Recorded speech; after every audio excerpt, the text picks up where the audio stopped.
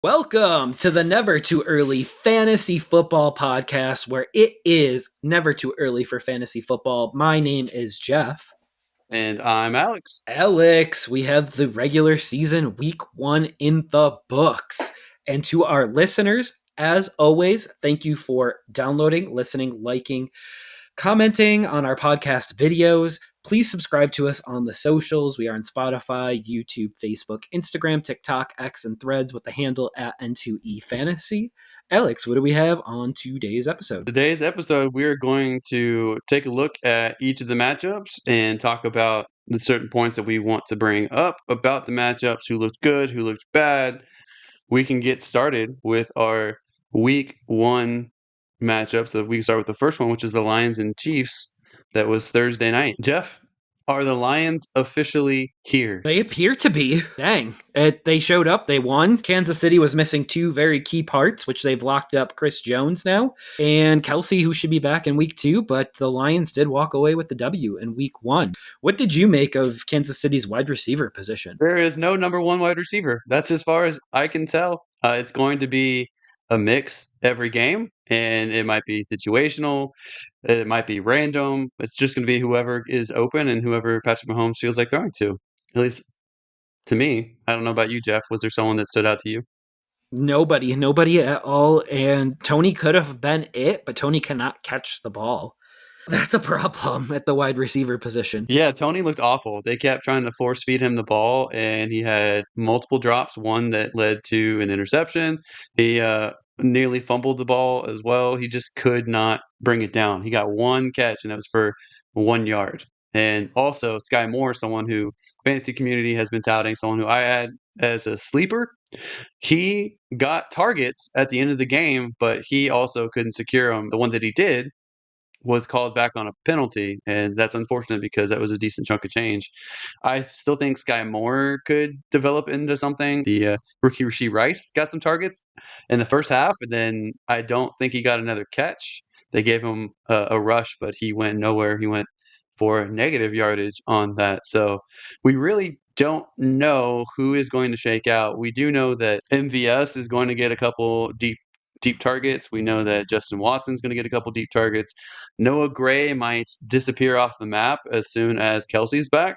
And we also saw that the other tight end there, Blake Bell, also is going to be a touchdown vulture randomly too. So this is not a fun offense to follow. And even Patrick Mahomes, who is the best quarterback in the league, as we all know, had a very bad game against the Lions.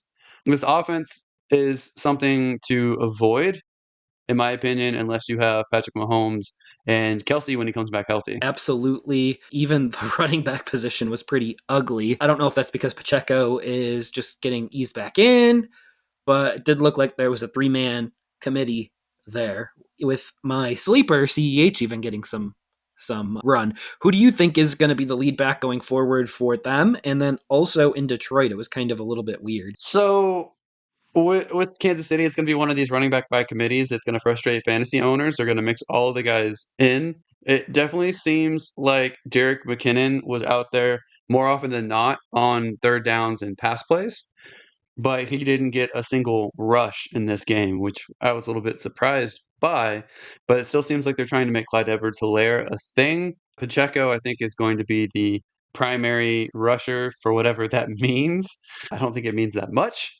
On the other side, though, with Detroit, it kind of went how I expected them to use these guys game 1, and that was to run David Montgomery down the Chiefs' throats as much as they could, and then mix in Jahmyr Gibbs to try to get some big plays.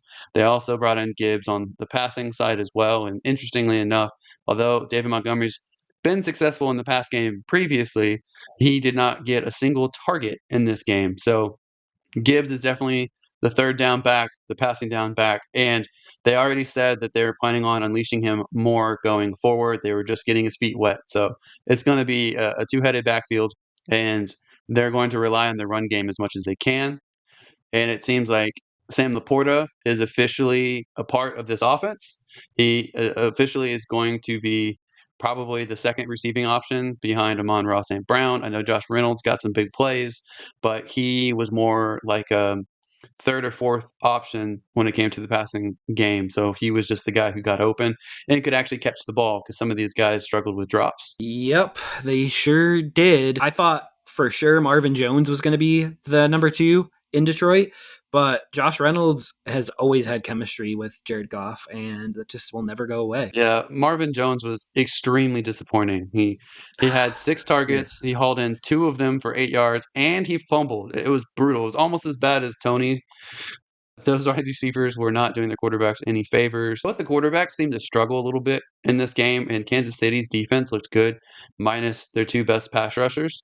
So Goff kind of like stared down wide receivers a lot, and it led to a lot of deflections. It really stalled their drives early, but he turned it around the second half and looked much better. I think Goff is a decent start going forward. He's certainly not going to be a top 5, top 10 each week, but he will have some big weeks. Yep, absolutely. All right, let's move on to a messy matchup with the Cardinals at Washington. Uh, Cardinals, despite putting Kyler Murray on the shelf and bringing in uninspiring Josh Dobbs, they put up quite the fight against the Washington Commanders. And the Washington Commanders certainly didn't look great in this matchup either. So I don't know if the Cardinals defense is underrated or if the Commander situation is not great. I know McLaren was dealing with turf tail, so he wasn't full speed. And Dotson didn't even get that big of a break in this matchup either, but Sam Howell did not look great for most of the game. Jeff, what do you make of this matchup? I mean, there's a lot of ugly matchups this week, and that's just life right now. Early in the season, a lot of teams are trying to figure stuff out. So if we move forward into this game a little bit, the offensive line did not look good. Howell did not look good. Brian Robinson looked good catching the ball, and I think he had a receiving touchdown in the game, so that was kind of interesting. Gibson did not look good, which was a little bit surprising given the hype around him this year and kind of how much this was going to be a split. Other than that, the wide receivers for Washington were pretty disappointing. Hollywood Brown was pretty disappointing. Connor actually did decent in at least the stats, so he scored some points, but the rest of them, stay away from them right now while they kind of figure this out. But there's no way Ron Rivera's seat can be any less hot than it was last week. Yeah, I think clearly Brian Robinson is running away with the starting running back job with Washington, and it doesn't even seem close. James Conner did a James Conner typical week where he gets like 60 something yards on the ground and gets a few catches. They didn't get really any touchdowns. That everything came from kicker Matt Prater, who's always been a really good kicker. It does look like the primary target for Dobbs is the tight end group. So Zach Ertz got 6 catches on 10 targets. Didn't get much yardage, but he's clearly someone that Dobbs is zeroing in on, which is tight end that I have low-key liked. I didn't think he'd be ready for week 1, but I think that Ertz is going to be the guy, and he might get better stats going forward, especially with negative game scripts. Josh Dobbs as a quarterback did better than I expected, but still not great. He doesn't seem like he's someone who's going to win games, but he doesn't seem like someone who's necessarily going to lose them games. So he won't be the reason why. It's just really interesting to see. But he did have 2 fumbles lost on some rushes. So I wouldn't get too excited about Arizona. I think that they're still likely to go 0-4 to start the season, but it is surprising that they made it such a close game. Yeah, they definitely surprised me, and that's all I really want to say about this game because it was one of the more dull games of the day. All right. Well, let's talk about a matchup that might get you hopping mad, and that's the Panthers at Falcons. You have been touting them as a 9-8 team, the second best in the division. I have been touting the Falcons. It was an ugly game for most of the game, but the Falcons pulled ahead with basically rushing twice as many times as passing. So you're kind of right about Ritter, where they definitely don't want to use him that often. They want to win on the ground. So Ritter's not going to be a fantasy target for anybody out there. But it was a little disappointing for the Panthers. How do you feel about this matchup? It being your matchup, and obviously I'll cry later when it's the Texans' turn. So Bryce Young gets through his first start. He looked better than he did in the preseason. So there is that. It looked like Hayden Hurst was Young's go-to, which is interesting because everyone thought it would be Adam Thielen, at least year one, and then obviously Jonathan Mingo going forward. So that's kind of where I am with the Panthers and the takeaway that they were able to protect Bryce a little bit better than in the preseason, which is a positive, especially now that they're playing number ones and in real game action. But the Panthers, if you don't recall, they do not have their number one pick this year, so they will be trying each and every game this season. So there's nothing to lose for them. Yeah. So it's interesting to me that they use Chuba Hubbard as much as they did. I thought Miles Sanders was going to run away with the starting job, and he certainly came in on the passing side as well because he did get 4 grabs on 6 targets. It looked to me like Adam Thielen wasn't fully healthy, and they were without Chark, but Hayden Hurst seemed to be the safety blanket for Bryce Young, which makes sense because rookies are going to rely on tight ends quite a bit. On the other side of the field with Atlanta, Tyler Algier outrushed Bijan Robinson, which was a little bit of a surprise. I think we knew that they were still going to use Tyler Algier and he was still going to get a decent amount of rushes, but I would have thought it would be reversed that Bijan would have most of the rushes and Algier would mix in behind him, but that wasn't the case. I know Bijan did come out as a receiver. He had 6 receptions for 6 targets, which was pretty impressive. And he seemed like he's the number one receiving option for this team, which is a little surprising. Drake London, goose eggs for all you fantasy owners out there that drafted him pretty high. Kyle Pitts looked okay. He had 3 targets. He caught 2 of them for 44 yards. That was usable this week for tight ends, but he hasn't been phenomenal. They only threw the ball 18 times, though. And if they do this every week, I don't know that you can reasonably start Pitts or London each week, especially with the running backs getting so many targets. Even Tyler Algier got 3 catches as well. So it looks like it's going to be a check down offense. It looks like it's going to be just move the sticks and ground pound it and try to win close games. So it's not going to be an exciting week to week matchup for the Falcons. Absolutely. Absolutely. I do believe that Bijan was overdrafted, especially if it does continue in this timeshare.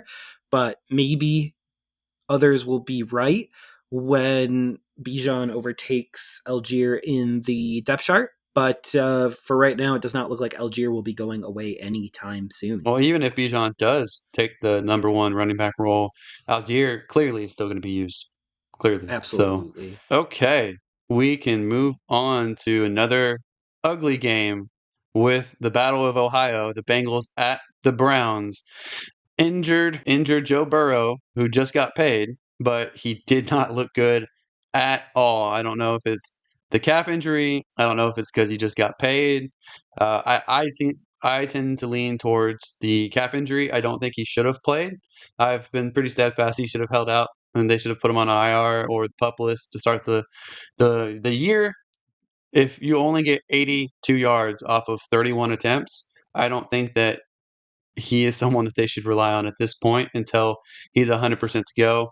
Deshaun Watson on the other side didn't look that great, but they did enough to win, especially with Nick Chubb coming in clutch. Nick Chubb, who's someone we both like more than Bijan, and ended up getting drafted after Bijan in more leagues than not.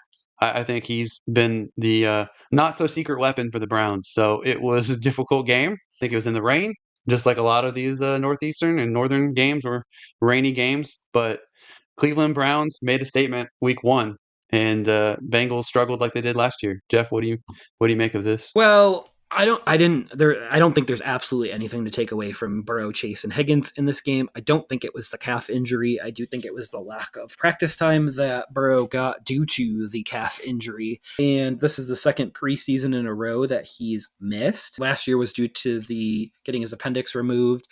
And this year, obviously, because of the calf, they're a team that starts slow out of the gate just because they don't have their quarterback to gain chemistry and timing within the preseason. And again, I think this was just another feather in that cap, which Burrow does need to start being healthy during the preseason if possible. I don't know how that's possible. Well, so 3 of the last 4 years he's had injury issues. Do you think Burrow might be injury prone? No, injury prone is not a thing because he does not miss regular season games. I know he missed it his rookie year, but for some reason, I'm wondering if some of these injuries aren't less severe than we think they are, because he magically is able to come back and be ready for the regular season. And for me, that tells me this is a player that doesn't like to do the preseason, which I don't blame them. There's a lot of players like Josh Jacobs this past year that didn't do the preseason and got paid. So, and Nick Bosa didn't do the preseason and got paid, and Chris Jones also. So I think a lot of these teams or a lot of these players take it as a win when they don't have to contribute to their team activities in the preseason, especially physical ones. Well, it certainly didn't help them week 1 against a division rival in a very competitive division that you need to get as many wins as possible so you don't miss the playoffs. So Absolutely. maybe maybe he doesn't like the preseason. At this point, if I'm a fan, I don't care. You better play in the preseason so you're ready to go. But we'll see if they can bounce back from this. They probably will. It's just going to depend. Is it a practice issue because of the calf? He missed so much practice time, or is it the calf still bothering him? I think it might be both. I think it's fair to say it's probably both because he he grabbed his leg a couple times, so I think it's still bothering him. But for those of you who drafted Jamar Chase very highly, this was not a fun game. For those of you who got Joe Mixon, at least you're encouraged by the usage. That is true. That is true. And he was going at more of a discount earlier before his court case got resolved, but he was a second rounder before all was said and done with drafts. So a little less of a discount on Mixon, but he'll definitely provide. As again, I think it's all a mulligan, and we'll see what the Browns can do next week. They do have another divisional matchup next week that we'll break down a little bit later. Okay, so let's move on to the Texans at the Ravens. And I know that the Texans were down 3 offensive linemen. The Raiders were down their top corner as well as their tight end. It was a very, very close matchup for the first half. And as a Texans fan, I'm encouraged by the Texans defense. I think that Stroud did okay for his rookie debut against a tough defense, even without their best corner. And to me, I'm encouraged on the quarterback front. I'm encouraged on the defensive front. I am worried about the offensive line. I am worried about the run game when you're facing a tough defense because they clearly weren't able to run up the middle very well. And that to me is concerning because you want to protect your quarterback. So you want a solid offensive line on the passing side. You want a good offensive line on the rushing side so you can keep your quarterback safe. And you don't want him throwing 44 pass attempts. So I'm worried on that front. When it comes to the wide receivers, Robert Woods looked like the safety blanket. Whenever they needed a third down conversion, Robert Woods was the guy. Nico Collins is the primary target. He had 11 targets, got 6 grabs for 80 yards. The thing with him is he's going to struggle with drops, clearly. I saw a few drops that would have been nice plays, but he is 6'4". He is the guy that they really like to throw the ball to. When they had Tank Dell in, the offense looked more electric. And I don't know why it took them so long to involve Tank Dell, and I don't know why they stopped involving Tank Dell. I think he's the key to open up the field and maybe get them to back off the run game. So maybe they'll take those notes. I hope they do. For the Ravens, Lamar did not look great. He had an interception to an okay corner, but clearly he did horrible when facing the rush. He crumbled when the Texans were actually able to get some pressure on him. And I know everyone is mixed about J.K. Dobbins because it looked like he might have been able to break out, and then he's out for the year now because he got hurt. Zay Flowers was the best receiving options, minus Mark Andrews. As you and I have talked about offline, Rashad Bateman kind of seems like an afterthought.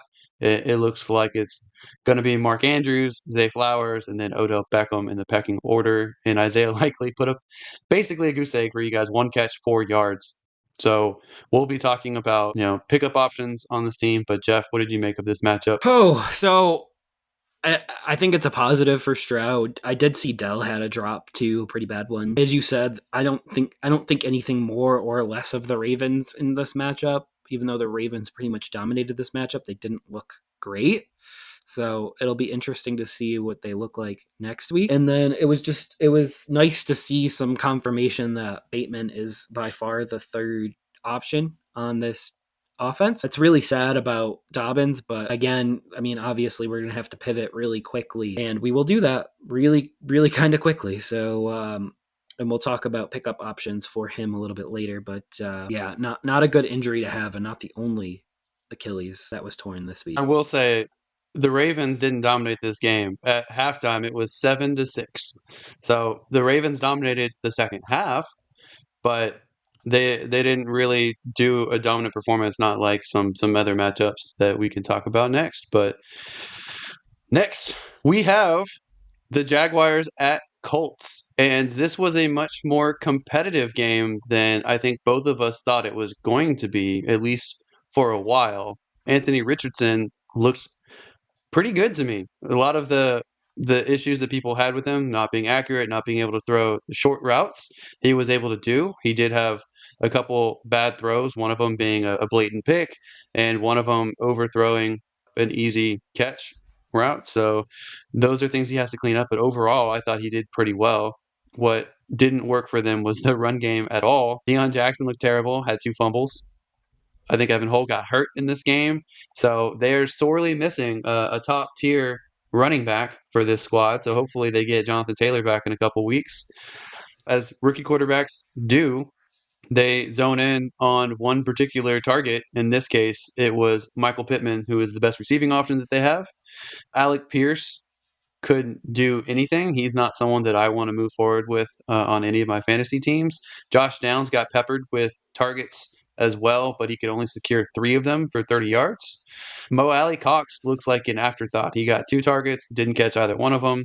So this is a unique situation where I don't think the tight end is going to be effective for the rookie quarterback. On the other side of the field, we have Jacksonville, and Trevor Lawrence played mostly well. He did have a bad throw, and he did have some bad moments, but mostly he looked great.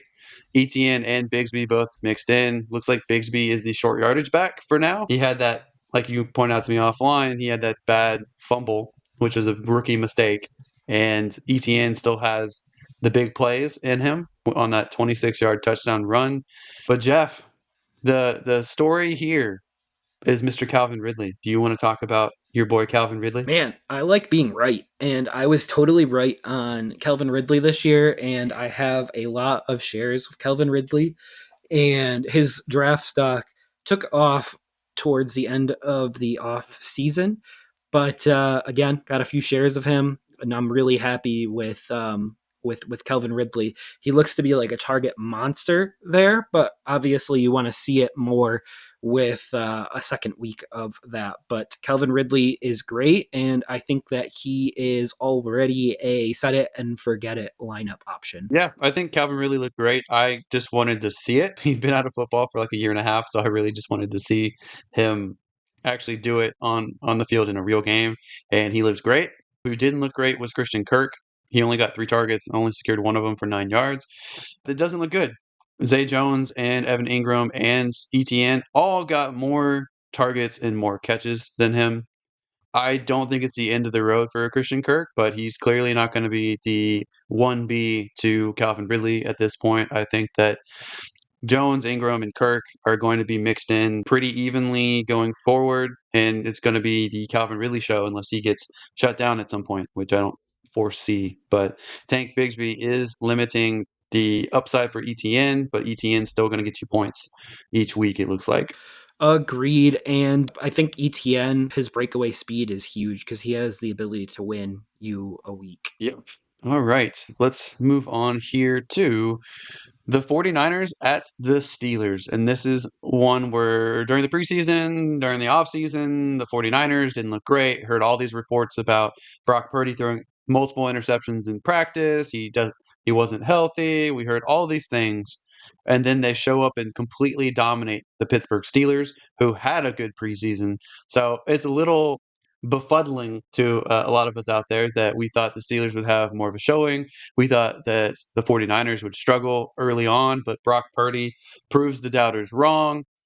McCaffrey got the lion's share of the rushes, which is another thing people were concerned about. They thought he might lose some of those rushes to Elijah Mitchell, but that was not really the case in this matchup. And Brandon Ayuk, to me, has shown he's the number one target in this offense, and Deebo Samuel and Kittle are the 2 and 3.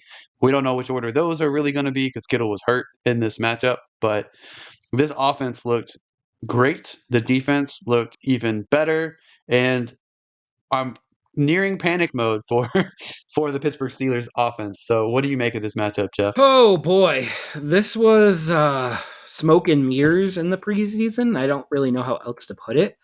I thought Pittsburgh was going to be much better than they were. I predicted them to win week one. I liked the way that Kenny Pickett looked in the preseason. And then here we are in the regular season, and the rug was pulled out from underneath our feet. So I think that I'm not ready to hit panic button just yet, but we're going to be really close really quickly. So we'll see what happens with in the next week here. If it happens again, then it's time to hit the panic button. Now, obviously, Deontay's hurt for a few weeks, so that is not a good thing for the Pittsburgh offense. Yeah, it is not, and it looks like Jalen Warren is the passing down back over Najee Harris, but neither one of them got many rushes. The number one rusher was Najee Harris with 6 rushes in this matchup.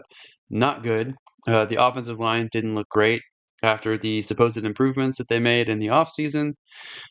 It really looks like if you're going to have a rookie quarterback or a young quarterback, you don't want a defensive minded head coach.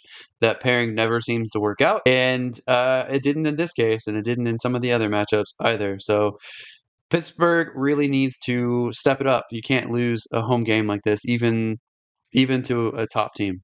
So, Yeah. okay, let's move to a surprise game here. Tampa Bay versus Minnesota. Tampa Bay surprised everybody by getting the victory over Minnesota. To me, this shows more problems with Minnesota than even we've given them credit for. The offensive line looks horrible. The rush game looks bad. Kirk Cousins looked bad on an afternoon game and not even a primetime game, not even a Monday night game, which is his worst matchups are Monday nights. Yes, he got 344 yards and 2 touchdowns, but he also got an interception and he fumbled twice. So, kind of a mixed bag for him. Justin Jefferson got you 9 catches for 150 yards. I think most people who drafted him are very happy with that. Jordan Addison with the long touchdown pass, and he got 61 yards on 4 receptions with that touchdown. Hawkinson was one of the better tight ends, but mostly because of the number of catches that he got. So those were the bright spots for Minnesota, but Tampa Bay's defense still looks like they've got some fight in them. They still got some really good starters on them, especially their linebackers and their defensive backs. Mike Evans was to me the clear number one receiver. It definitely wasn't Godwin. That's kind of how I expected that to go, but I didn't think that Baker Mayfield could pull off the victory against Minnesota. Rashad White didn't look good. I expected Rashad White to not look that great because that offensive line can't get any push, and Rashad White is not a quick back. Sean Tucker got some mix in there, and I think that Sean Tucker will get more carries as the season goes on. But Jeff, what were your thoughts on this matchup? Wow. So this was the biggest survivor killer of the week, and we will start going over survivor picks each week. This was not mine, luckily, but this would have been one in consideration. Baker, I don't know if you saw, Baker was pretty much the run game for the Buccaneers down the stretch, and his guts and his willingness to just dive for that first down and not even care about his health was pretty amazing. I just don't know what to make about the Bucks backfield, though. I was really excited this year for White because I thought that he was a good receiving back, but so far not the case. But it does look like Chris Godwin might be okay with Baker being the quarterback. Yeah, Godwin was the number 2 target. He got 5 catches for 51 yards. It's decent, not great, but where he was being drafted, it's still a value. And there's going to be touchdowns in his future, and there may be games where he gets more targets than that as well. So I think that Mike Evans, though, he's the favorite of Baker early, and I think that that's going to stay that way. I think Rashad White is not a good running back, and I think that people are going to be very disappointed. But on the other side, Alexander Madison didn't look great either. So this was an ugly matchup. But with what you said about Baker, he's going to have these games where he looks pretty good or looks okay, but he's also going to come crashing back down to earth on the other games. He's a mixed bag, and you never know which Baker Mayfield you're going to get each week. Yeah, he's really exciting, and I wish that was the Baker that we got in Carolina last year. But it does look like they know how to win games, and it does look like they will keep themselves out of the number one overall pick. Which is what you're hoping for, because you don't want a good quarterback being thrown into your I don't division. I don't want a generational quarterback thrown into my division. Had Okay. Breeze for a long time, and then Brady. Yeah. Yeah. They had Mike Vick way back in the day too. They did, but that ended poorly. Yeah. All right. A game that also ended kind of poorly, in my opinion. The Titans at Saints. This is an 8 field goal matchup, a whopping 16-15 victory for New Orleans. It looked like a defensive game pretty much all around. Jamal Williams didn't look that great. Derrick Henry didn't have his superstar game that we're accustomed to. Ryan Tannehill looked awful. I know that I've liked New Orleans defense in the past, but he shouldn't have had 3 interceptions and a really bad game like this. I'm still a little bit surprised. I'm fading Tannehill. He may have some usable starts, but I don't like the Titans offense at all. Hopkins definitely got 13 targets, so he's the guy. He's the one that they're gonna pepper, and Burks only got 3. Westbrook got 7 targets, so that was a little bit surprising to me. And Chig got a goose egg on 2 targets, so that wasn't great. Chris Olave had a great game, which I think most people expected.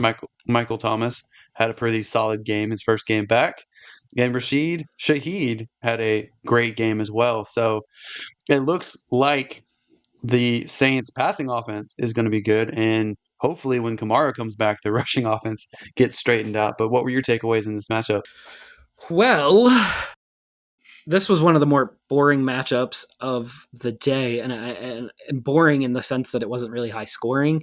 It was very close the entire game, which is interesting because people were a lot higher on the Saints than they were the Titans this year, and the Saints had the home game. I did see Olave led the team, but I don't know, and he did leave the game for a little while, so I don't know how healthy he's going to be this year. But it does not lend for a good outlook for this year.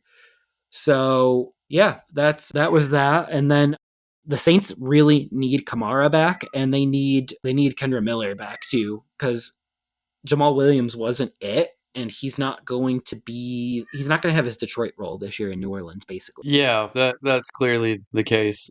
I think he's going to be relegated to the third back once Miller and Kamara are back. So I think he's more of just depth, and he's going to be the guy for a little bit longer. But it's his time is coming short. On the Tennessee side, it was very interesting to see Derrick Henry and Tyjae Spears split almost even snaps, but Derrick Henry is the one that got the lion's share of the actual rushes. That's concerning to me that Tyjae Spears got so many snaps. Derrick Henry's 29. He has quite a lot of carries at this point in his career. He has 1,765 rushing attempts in his career, which is a very high number. So I think he's still got some quality game left, but his time could be coming to an end in the near future. So is it this year? I don't know. He had an okay first game, even in a really, really rough matchup. But Tyjae Spears is going to be looming around the corner. I don't like that at all because I still think that Henry is going to be a running back one this year, and not to be worried. I don't think Spears will mess with his touches. And if anything, it'll make his touches more effective as the season goes on. We do know Henry always starts off the game slow, very low yards per carry, and then he wears down the defense for that one or two long runs. That's like his MO. So I do anticipate him continuing doing that going forward. Well, for all you Henry fans out there, I hope that Henry can still put up performances like this, even if he has a tough matchup. But it doesn't look great for Tannehill right now. Hopefully, he bounces back. Otherwise, we may see a Will Levis game, or we can see a Malik Willis game. I don't think anyone is clamoring for that to happen yet, but Tannehill better turn it around soon. Absolutely. Okay. And And yeah, I just think that the Titans might be a little bit better than we thought, and I think the Saints might be a little bit worse than we thought. The other side? The other? Don't you mean the Saints are going to be a little bit better and the Titans might be a little bit worse? No, I'm saying than we thought in the preseason. I think the Saints might be a little bit worse than we thought they were going to be, and I think the Titans are going to be a little bit better than we thought they were going to be because obviously this was a Titans road game, and with the 3 point typical swing for the home team in betting, then I mean this was pretty much just New Orleans barely winning basically at home. Yeah, I still think the Titans are bad. I don't think the Titans look better than I thought they were. I think they looked what I thought they were. So does I that know mean you're the a little bit. Saints look better or worse than you thought they were going to be then? Yeah, it's a new quarterback. They're missing Kamara. I don't think it was a great first week for them, but I think that they're going to continue to get better. Whereas Tennessee looked bad, and I'm not encouraged that they're going to be better as the season progresses. But Oh, that's just my right. thoughts on it. But I No, tell you I what, completely agree. I've talked so much on these other matchups.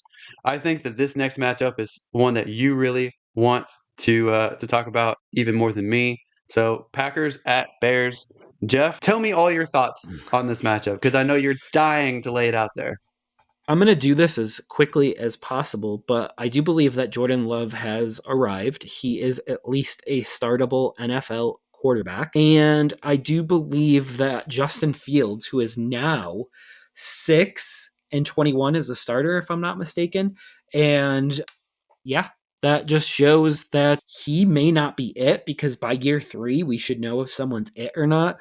And now that they are Rodgers-less Packers, Fields should have easily won this game at home, especially with the new weapon in DJ Moore and the weapon issues that the Packers are having.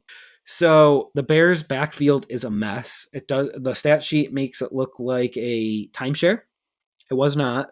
It was a Herbert and Foreman split until the game was like 38-14 or 38-10, and then Roshan Johnson got a little bit of run at that point. Aaron Jones unfortunately got hurt during this game, but he is still dominant when he plays. So we don't know if he's going to miss any times, but he is going to be able to win people weeks because he was the number one scoring back this week. So he's going to win people weeks when he does play. And especially with Jordan Love getting his first season of starts, I think they're going to lean much heavier on the run game. But in the end, the Packers still own the Bears. So Favre, Rodgers, and now Love all have ownership stake in the Chicago Bears. I just want to make sure you get your full victory lap here. Jeff did predict that Green Bay would beat Chicago, and they actually did more than that. They made a statement victory. They pretty much stomped them 38-20. I So didn't see that coming. kudos to Jeff for predicting this matchup. And I thought Jordan Love was fine. I thought he actually was pretty solid in this matchup. The Green Bay defense did put them in great field position several times, and Jordan Love and that offense capitalized on it. So you can't take anything away from Jordan Love at all. And I think Aaron Jones, like you said, is clearly the best running back on this roster because Dylan went in later and went nowhere on 13 carries. So Aaron Jones is the guy. However, with a hammy injury, he might miss next week. That's going to put more pressure on Jordan Love, but he should be getting healthier Dobbs next week. He should be getting Christian Watson back. So maybe we'll see Jordan Love air it out next week. That will be interesting and see if he can put up like one of those really huge passing displays. So I think that some other gems are Luke Musgrave. He is definitely going to be involved as the tight end there. And I think he's someone that you guys can use, and we can certainly potentially talk about him later on. So that's interesting. When it comes to the Bears, though, we'll talk about the Bears for a bit here. It seems like they just said Justin Fields do it all, and they gave him no help, really. I don't think the receivers looked great, although Darnell Mooney got a touchdown. We saw Darnell Mooney sighting. That was great. We did not see DJ Moore do anything of note. And like you said, with the running back situation, Khalil Herbert was the clear leader in the clubhouse. Donta Foreman came in as the number 2. I don't think Foreman looked good at all. And like you said, my guy Roshan Johnson came in garbage time at the end, but he is the best pass blocking back I think that when you're in desperation mode and trying to throw down the field, you want your best pass blocking back there, and he also, to me, is the best receiving back. I hope he gets mixed in more at the beginning of games instead of just garbage time. But I think he's someone that you have to watch. I think he and Khalil Herbert would be a great 1-2 punch, but their offensive line still looks bad. They can't get any push. Their passing game seems to just be throw short balls. There wasn't much in the deep threats that you really want to space out the defense. So if the defense knows you're either going to run the ball or throw short, they're going to play everyone forward. And Green Bay has a really good defense. So it was a bad first matchup, and I hope they can make adjustments. I'm not ready to call a quits on Justin Fields yet. I think you should give him the whole season and see how he is. But obviously, if he sucks the whole season, you get first overall pick or high pick, and they, like you have been saying, they could target a quarterback in the draft if you can't get it straightened out. But I think a lot of it is on the offensive coordinator, and he's got no real help on the offensive line. Absolutely, and oh boy, if this is not their quarterback, this is disastrous for the Bears because they gave up the number one pick this last year, so they could have had a cheap quarterback to try to start over with now. And I don't anticipate them getting a high pick next year. They might get a high pick with the Panthers pick, but I don't know, and I don't really see people wanting to trade out of those top spots, especially with the way that the quarterback play in college is right now. Well, I actually think it's an interesting gamble because they basically punted on quarterback for a year. They're like, let's see what we have in Fields. If he's good, we look great. We got an extra first round pick next year, so we'll have two first round picks. If he looks bad, then we're going to get a high first round pick, either our own or potentially the Panthers. And we can still bring in a quarterback, bring in another quality player with another first round pick. Or if we need to, we have two first round picks to trade higher up, potentially.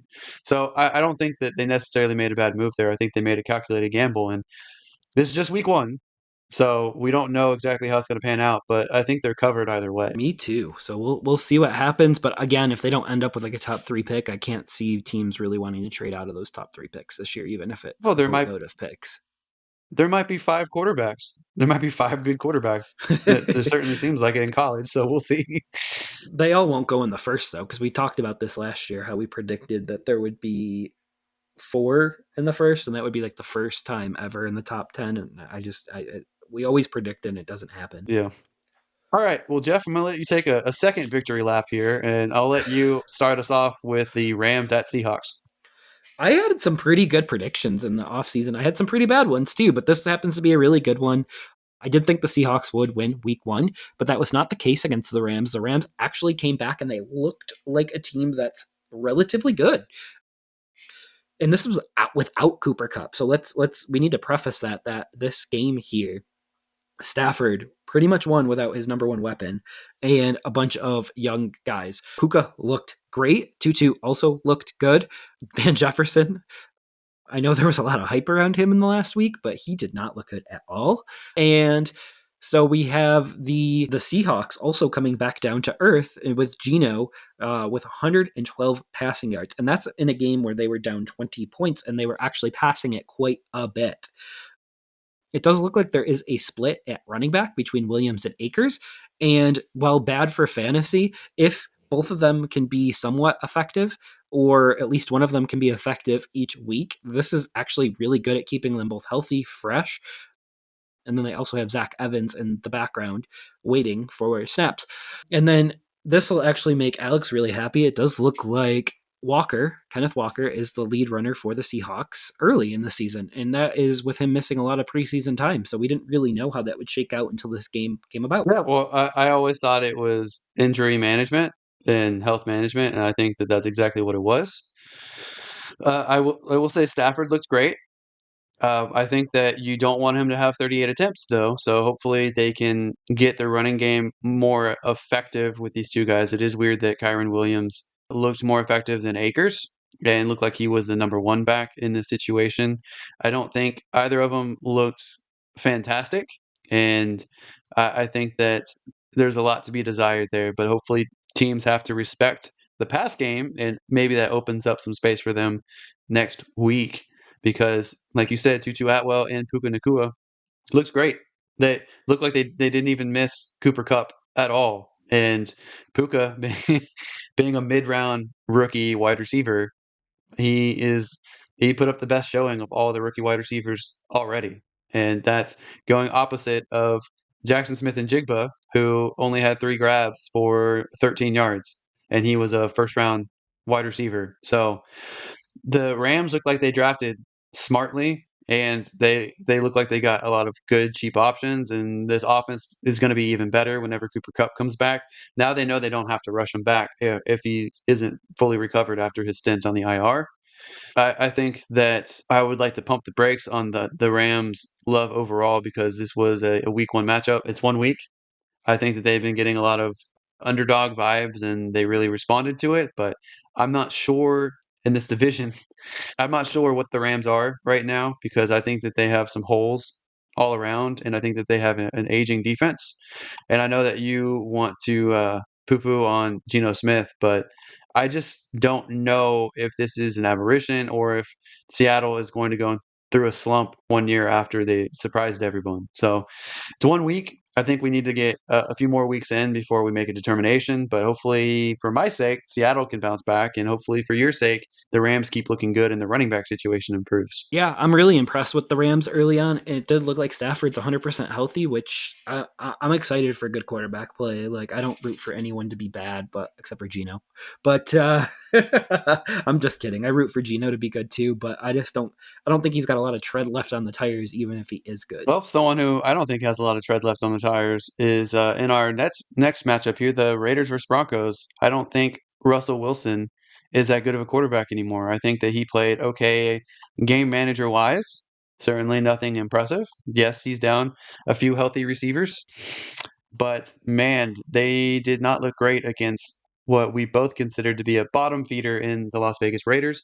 I will say, I said in a previous podcast that I thought that this could be a trap game and the Raiders would want to make a statement over the Broncos. No, you're really high on the Broncos. I'm not. And this time I proved correct. So it's nice to have a victory of my own here. Josh Jacobs, after holding out, didn't have a stellar performance, though. Who did have a stellar performance was Jacoby Myers.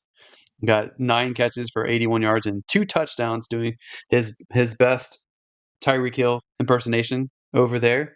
See, he was the number 1 target over Devontae Adams, who everyone drafted pretty high. Jimmy Garoppolo did okay. He had a nice acting job to get a draw a flag. He acted like he got hit in the head by the defender, got the first down in the flag. I think though that Jacoby Myers in the concussion protocol because he took a huge hit to the head. I don't think he's playing this week. So Adams and maybe someone like Renfro can be the primary targets next week. With the Broncos, Javonte Williams did okay. I didn't really expect to see him blow up because he is coming off a knee injury, so I don't expect people coming off knee injuries to blow up week 1, but he did get fair usage. And like I suspected, Jaleel McLaughlin didn't really contribute as a runner in this game. It was Javonte Williams and Samaje Perine as the 2 backs there, and Williams was the primary. I'm concerned about the receivers here because Cortland Sutton was really the best receiving option, and he wasn't that great. He got 5 targets, caught 4 of them, got a touchdown, but only 32 yards. Dulcich got hurt in this game. He's going to be out for a few weeks. Marvin Mims, their rookie, did nothing. I'm really concerned about this offense. I don't know when Jerry Jeudy's coming back. I don't know how effective Jerry Jeudy's going to be when he's back. They look like a team that is not going to be good this year. And their big kicker trade for Will Lutz, he missed a field goal in this game, his first kick, and that was in an extra point. It was pretty brutal. So, Jeff, how do you feel about this matchup? So I feel like the Broncos came out and they turned Russ into a game manager, and that is very clear with the amount of passing yards that he ended up with. But I do think that Jimmy Garoppolo might be better than advertised for both Myers and Adams. And I do know Jimmy G came out of the game, and I know that you're a big Aiden O'Connell fan, but I did notice that it was Brian Hoyer that went in first. So that is interesting. And then it's really disappointed to lose a home game and a home game to a divisional opponent week 1. It's got to be super deflating, but there's a lot of trouble like with Russ and Peyton and the Broncos moving forward, because Russ's contract's not one that's easy to get out of anytime soon. So I just think that it's going to be a lot of this moving forward, and we'll see what happens. This could be the one situation that like blows up sometime during this season. And we thought the Raiders would be in conversation for the number one overall pick. And typically you can't get any more than like 3 or 4 victories to get that. So they've already have won this early on. That I don't know if they're going to be in the conversation for it either. Well, I have them for 4 victories, and this was one of them. So I think that they're still en route for a high pick. I think that this was kind of like a early season trap game for the Broncos, but I don't think either one of these teams is that great, and it was a 1-point victory. So both of these teams, in my opinion, right now are on level playing field. Yeah, kudos to you for picking this, but it looks like I mean this was a road dog that you had picked to win this game. So kudos to you for picking that. Also, want to take credit for the Lions over the Chiefs because I did predict that one too. Another road dog. So what I'm learning from you here is that you like road dogs. So I like the underdog. I like the upset, but I wouldn't have made that pick if Kelsey was playing. interesting. And I think I would have been correct. But let's talk about this next matchup here. That if you guys watch your football through NFL Red Zone, you would have seen a lot of plays from this matchup, and that is the Miami Dolphins and LA Chargers matchup. This was a lot of offense. And Jeff, I know you like a lot of the guys on both of these teams, so I'll let you talk about your thoughts on this matchup. Man, this was easily the game of the week, at least for me. There was a ton of points, over 70 points scored. Herbert and Tua look like fantasy studs, which is awesome. Eckler looks like a fantasy stud. He does have an ankle injury that does require some monitoring this week. Tyreek saying that he was going to get 2,000 yards. And I think that he is making a case that he should have been the 1.01 pick this year, but he was a top 5 pick in the majority of my drafts. So it's not too far from that, but he does look like he's dialed in on this 2,000-yard season. And it's really interesting that a player says that and then they actually show out right away.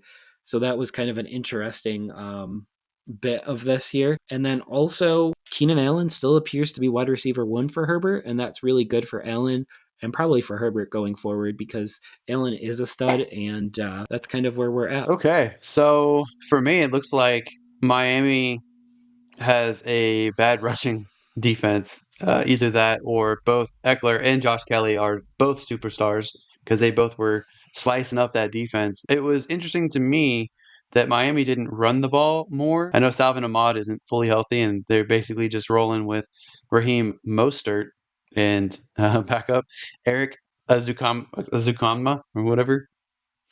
So they could have used some of these other backs like Jeff Wilson. They could have used Devon A. Chain to maybe balance their offense out a little more. It was interesting to me that Tua came back and he played very well. Granted, he peppered Tyreek Hill with 15 targets, of which he caught 11 and had an explosion of 215 yards and 2 touchdowns. That is quite the huge target share, even when you have someone like Jalen Waddle on the team. So Jalen Waddle only got 5 targets, got a third of the targets, but he still had a good showing too with 78 yards. There's not much else in that passing offense right now. It seems like those 2 guys are the offense. Those are the guys that Tua is looking for, and it's really concerning if you have any of these running backs that they might not run the ball very much. I know Mike McDaniel likes to throw the ball, and I think they're going to be doing that a lot. That's concerning for me for Tua's long-term health. On the other hand, I don't think Justin Herbert did as well as I would have expected. Maybe Miami's passing defense is still pretty good, but he really didn't need to throw as much with how effective the rushing game was. And Josh Kelly is someone to target if Eckler misses significant time. Keenan Allen, like you said, was the number 1 target. Mike Williams got hurt during this game. Quentin Johnson had a showing, but he didn't do much yet with that. So we'll see who comes in as the number 2 receiving option. I think Keenan Allen, though, is going to be peppered next week. So all around, it's fun to see an offensive showing like this matchup. But we'll see how these teams do next week. Absolutely, absolutely. And I'm interested to see where both of these teams go this season. Yep. Okay. We can talk about this next matchup, which was a little bit of a head scratcher, and that is the Eagles at Patriots. So it looked like the Eagles were going to dominate early with 2 defensive touchdowns to start the game. And that was off of, I think, a fumble and an interception. And the Eagles looked like they were going to run away with this game, but their offense did almost nothing. They got the 1 touchdown with Devontae Smith. A.J. Brown didn't do as much until the second half. 7 catches and 79 yards. Kenneth Gainwell is the surprise lead back with Rashad Penny being a healthy scratch. Swift got 1 reception for 0 yards, 1 rush for 3 yards, and not much else. So that was a little concerning for fans out there, especially if you wanted to ice the game at some point. You want to have an effective run game and also use Swift a little bit more. Zeke and Stevenson almost split 50-50, which was a little weird to see, and it looked like New England couldn't get anything going on the ground at all. Mac Jones had a much better second half, but when you throw for 54 attempts in a game, you have to end up with about 300 passing yards. So that was wild and interesting. And right now, I can't tell who the number 1 wide receiver is. Maybe it's Kendrick Bourne, who had 11 targets, but man, it seemed like he spread the ball around. What do you make of this matchup? This is a little strange one. Mac Jones actually had a really good fantasy game here, which was surprising. It was surprising that the Eagles allowed them back into the game. But again, I think that New England is going to be in every game that they play this year. I just don't think they're going to win a ton of them. And I think that this game proved that Stevenson needed to be into the game for them to be successful, because it was once he got back into the game that they started coming back. But they're not the only running back situation that is really interesting and hard for us to really pinpoint and figure out. Gainwell, he's RB1 right now, but that doesn't mean next week that Swift won't be the RB1 for the Eagles. Eagles might just run with a game plan or a hot hand approach. And it just happened to be that this was the game plan for Gainwell. But this was a really good start for Gainwell. Gainwell did get a little banged up in this game, but we'll see if he can continue with that. And then I can't believe that Smith and Brown each caught 7 of their 10 targets, but Smith did walk away with the touchdown. Brown obviously, not obviously, but Brown walked away with more yards. So Smith is going to be very touchdown dependent, and this was a game where he paid off on that. Yeah, we'll see how both of these backfields do going forward and who ends up being the primary ball carriers. The only one that I'm confident in is Stevenson, to be honest. Stevenson, at least, is still a phenomenal option in the receiving side as a running back. And I hope that he gets more carries and teams have to respect the pass game with how much Mac Jones threw this matchup. But let's move on here to the next matchup here. We got 2 more for you guys. So we have the Cowboys at Giants, and basically the only positive things we can say are only on the Cowboys side. Jeff, I don't. We didn't really see much of the Cowboys' offense because their defense dominated so much and got 2 defensive touchdowns and seemed to blank out the Giants' offense altogether. Is there anything you want to pinpoint here? Dude, this game was terrible because it was over before I even looked up at the TV, and Jones and the offense just didn't show up. Pollard started off strong. Dallas's defense scores big. So the offense didn't really need to do much. So you can't really take much from Dak and the weapons in a game like this where they win convincingly. Yeah, man, with the Giants here had too many turnovers. They just made so many mistakes, and like you said, Dallas just kept getting the ball back because the defensive performance was so stellar.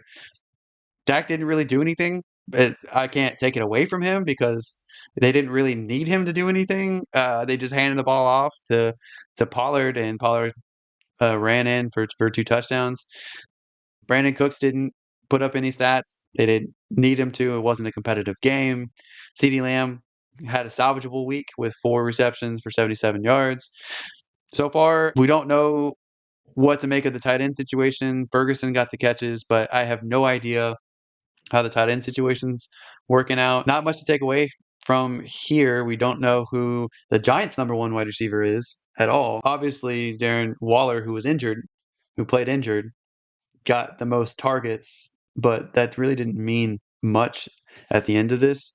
And it doesn't look like Saquon Barkley is going to meet his incentive marks if this is the pace that they have throughout the season.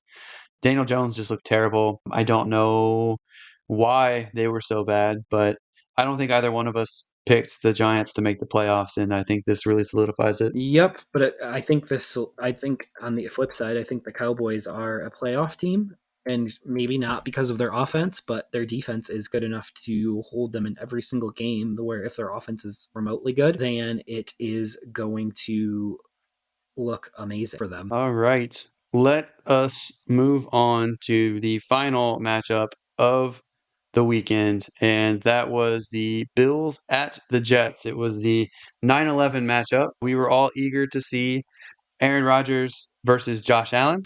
That didn't work out that way at all. Aaron Rodgers got hurt on his first drive, ruptured his Achilles, and it looked bad on replay because his calf turned into a fist and really bulged up. So not great for the Jets, who spent the capital to acquire him as well as take on his cap. Yes, they luckily were able to reduce his money a little bit, so they got that. But man, this was a brutal matchup. It was ugly. The Jets fought on and won at the end with Zach Wilson at QB. But Jeff, I know that you want to talk about the bright spots here as well, so I'll let you talk about this matchup. Whew, I don't. There really isn't a ton of bright spots in this game. It was ugly game by both sides, but Brees Hall had a few good runs and a few good catches. It's really positive for him and Javonte Williams for the Denver Broncos to get the run this early and to look this good. You could tell with Brees that he's not in complete football shape because he did have a breakaway run for 80 plus yards that should have been a touchdown, but it was not. And I think that if he was 100% and he had 100% confidence in his knee, that would have been a touchdown. But for him to not be 100% and still being able to produce like that, that it confirms everything that I had thought in the preseason with this team and with Brees. I thought he was a top 10 back, and I still think he's a top 10 back. Now, to the negative here, what I believe, and you can weigh in on this, but I believe Diggs' comments in the offseason and the way that he acted with the Buffalo Bills in the offseason makes Josh Allen force him the ball more. And I think that makes Josh Allen a worse quarterback. And I think Josh Allen also struggles against the Jets. So we do need to see one more week. But I've said this before and I'll say it again. I just don't think that Josh Allen having one weapon in Stephon Diggs is enough. I know they did draft Dalton Kincaid, but we can weigh in and say that Gabe Davis isn't it. We can weigh in and say that Khalil Shakir isn't it right now. Dawson Knox, he doesn't really excite anybody too much. So hopefully Kincaid can be that weapon that comes alive. But yeah, I think those comments in the offseason, and I know they weren't public comments, but we know that Diggs was not happy. We know that he was not happy not getting the ball. And I just think that it just led to him getting forced it much more. And it's obvious. It looked like Josh Allen was zoning in on his first reads, and when you do that, and you're playing like a rookie again, and the defense zoned in on him. The same safety got all three of his interceptions. Josh Allen also fumbled as well. Like he played the worst I've ever seen him play. I know the Jets are one of the top two defenses in the league. I know that it was a primetime matchup, and I don't know what the issue is with Josh Allen, but they have not been the same since their offensive coordinator left, since he lost Dable, and it's very concerning that they don't spread the ball out a little bit more because 13 targets to one guy, even if it is someone of Diggs's caliber, you can't you can't sustain that. Even with Tyreek Hill in Miami, that's not sustainable. You have to spread the ball out more because eventually people will be able to shut you down. The bright spots for me, at least, with the Bills is James Cook was the second option on offense to Stephon Diggs. He was clearly the lead back. He got 12 rushes. The next rusher outside of Josh Allen was Latavius Murray with 2 rushes. Damian Harris only got 1. James Cook also got the second most targets with 6 targets, and he got 4 catches. They were all dump off plays, but he was the second receiving option over the tight ends, Dalton Kincaid and Dawson Knox, who interestingly enough had very similar results this week. 4 targets each. Dalton Kincaid caught all 4 of them for 26 yards. Dawson Knox caught 3 for 25 yards. So at this point, they're inseparable. We don't know which one to use on a weekly basis. When it comes to the Jets side, Brees Hall, despite coming off the injuries that he did, had explosive plays.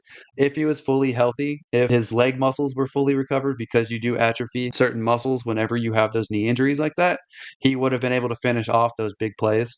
Because he wasn't 100% and he hasn't rebuilt his leg muscles fully, he couldn't finish those, and it was very obvious he was wearing down. But even him being injured and being put in limited situations looked way better as a rusher than Dalvin Cook. Dalvin Cook was okay in the pass game, though, so I think he's going to keep some work. But as Brees Hall gets healthier and healthier, I think he should get more run. Someone else who I think should get more carries is Michael Carter. Michael Carter had 3 touches in this game, and he he did okay with all 3 of them. He looked more effective to me than Dalvin Cook did. So I hope they bring Michael Carter in a little bit more. And you need to get the run game going and make sure that you keep it going with someone like Zach Wilson.